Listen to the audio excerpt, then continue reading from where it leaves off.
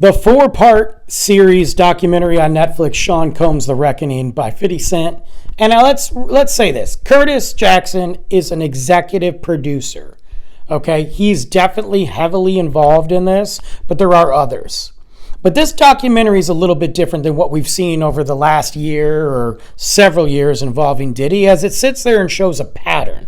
This does more than what the prosecution did, as they were just focused on freak-offs. Well, let's be real. Despite how funny the memes are and despite how funny and weird the situation might be, freak-offs aren't illegal. Consensual moments, consensual parties, consensual. The people that came, not illegal. Not illegal to own stock in baby oil. Funny, but not illegal. Prosecution messed up.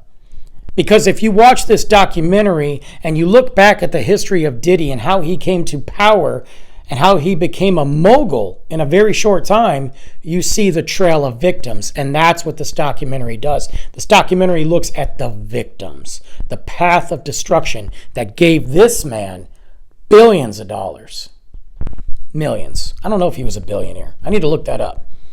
Either way, we lost so much talent. We can sit there and judge some of these victims for not coming forward right away, and we have to stop doing that. We have to stop victim shaming people. It's ridiculous. We are hurting so many women and men out there that have been assaulted or their lives destroyed because they came out later.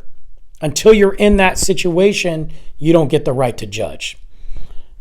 We looked at Cassie and how, yes, she benefited from so much, but did you see the pain? Did you see the suffering that she went through?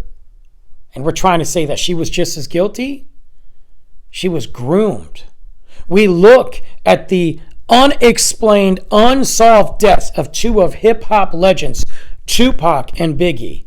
We can sit there and say, nah, that was an East Coast, West Coast thing, just random stuff. Diddy was there.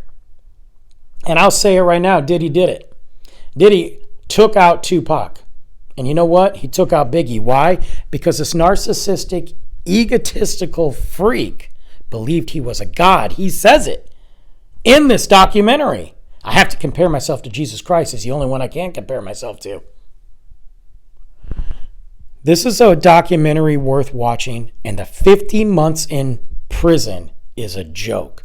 What this does, it gives a voice to the victims, and it reminds everybody that this man's evil, and we're not going to stop until justice is served.